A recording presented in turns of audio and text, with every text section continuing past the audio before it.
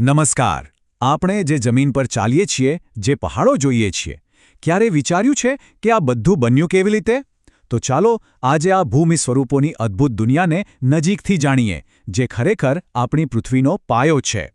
એક મિનિટ માટે વિચારો, જે જમીન પર આપણે ઊભા છીએ એ ખરેખર સ્થિર છે? ના, જરાય નહીં. એ તો સતત બદલાઈ રહી છે. ક્યારેક ભૂકંપના જોરદાર આંચકા આવે તો ક્યારેક સુનામી જેવી ઘટનાઓ. આ બધું આપણને યાદ અપાવે છે કે આપણી પૃથ્વી એક જીવંત, ધબકતો ગ્રહ છે. તો સવાલ એ છે કે આટલું બધું પરિવર્તન આવે છે ક્યાંથી? જો એની પાછળ મુખ્યત્વે બે જબરદસ્ત શક્તિઓ કામ કરે છે. એક છે પૃથ્વીની અંદરની શક્તિ, એટલે કે એના ગર્ભમાંથી આવતી હલચલ, અને બીજી છે બહારની શક્તિ, જેમ કે નદીઓ, પવન. બસ આ બંને શક્તિઓ મળીને જ આપણી દુનિયાનો નકશો ઘડે છે. તો આપણો ગ્રહ એકદમ અશાંત છે. એવું સમજો કે એ ક્યારેય શાંત બેસતો જ નથી. એની સપાટી પર સતત કંઈક ને કંઈક બનતું રહે છે. કંઈક નવું બને છે તો કંઈક જૂનું ભૂસાય છે. ચાલો જોઈએ કે આ સતત હલચલનું પરિણામ શું આવે છે. આ બધી હલચલથી મુખ્યત્વે 3 પ્રકારના ભૂમિ સ્વરૂપો બને છે: પર્વતો, ઉચ્ચ પ્રદેશો અને મેદાનો. હવે આ ત્રણેયમાં ફરક શું છે? એકદમ સાદો છે. પર્વતો એટલે ઊંચા અને શિખરવાળા.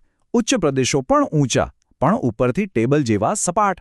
અને મેદાનો એ તો એકદમ નીચા અને સમતલ હોય છે.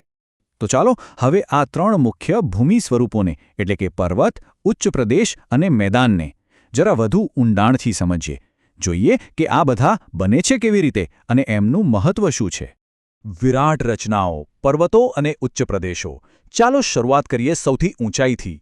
વાત કરીએ આકાશને આમતા પર્વતો અને વિશાળ ઉચ્ચ પ્રદેશોની, જે ખરેખર આપણા ગ્રહની તાકાતનું જીવતું જાગતું ઉદાહરણ છે. પર્વતોમાં સૌથી સામાન્ય છે ગેડ પર્વતો. અને એ બને કેવી રીતે? બહુ જ રસપ્રદ છે. જરા કલ્પના કરો કે એક ગાલીચો પાથરેલો છે અને એને બંને બાજુથી ધક્કો મારો. શું થશે? વચ્ચે કરચલીઓ પડી જશે, બરાબર? બસ એ જ રીતે જ્યારે પૃથ્વીની મોટી મોટી પ્લેટો એકબીજા સાથે ટકરાય છે, ત્યારે જમીન ઉપર ઉચકાઈ જાય છે અને ગેડ પર્વતો બને છે. અને આના ઉદાહરણો તો આપણે બધા જ જાણીએ છીએ. એશિયામાં આપણો ગૌરવશાળી હિમાલય, જે આજે પણ સતત ઊંચો થઈ રહ્યો છે. યુરોપમાં સુંદર આલ્પ્સ પર્વતમાળા, અને દક્ષિણ અમેરિકામાં એન્ડીઝ અને ઉત્તર અમેરિકામાં રોકીઝ. આ બધા જ દુનિયાના સૌથી મોટા ગેડ પર્વતો છે. હવે બીજો પ્રકાર છે ખંડ પર્વત. આ કેવી રીતે બને? વિચારો કે જમીનની અંદર એટલું દબાણ આવે કે એમાં તિરાડો પડી જાય. હવે આ તિરાડોની વચ્ચેનો જે ભાગ છે એ કાં તો લિફ્ટની જેમ ઉપર ઉચકાઈ જાય, અથવા એની આજુબાજુનો ભાગ નીચે બેસી જાય. બસ આ જે ઉપર ઉચકાયેલો ભાગ છે એને જ કહેવાય ખંડ પર્વત. આનું એક ક્લાસિક ઉદાહરણ છે જર્મનીનો હોર્સ્ટ પર્વત. અને આપણા ભારતમાં પણ છે. દક્ષિણ ભારતમાં નીલગિરી પર્વતો અને મધ્ય ભારતમાં સાતપુડાની પર્વતમાળા.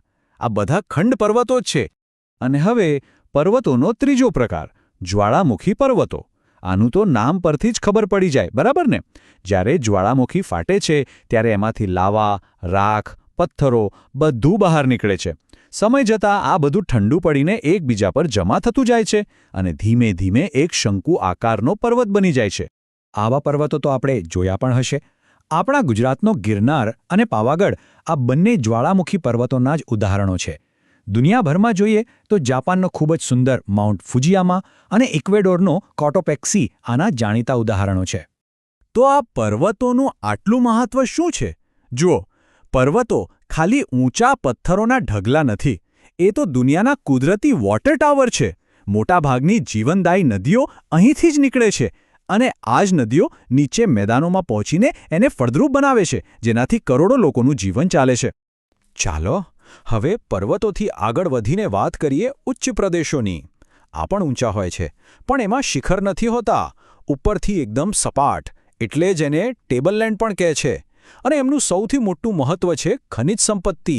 દાખલા તરીકે ભારતનો છોટા નાગપરનો ઉચ્ચ પ્રદેશ એ તો લોખંડ અને કોલસા જેવી ખનિજોનો ભંડાર છે.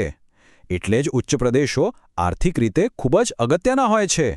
સંસ્કૃતિનું પારણું, મેદાનો પર જીવન.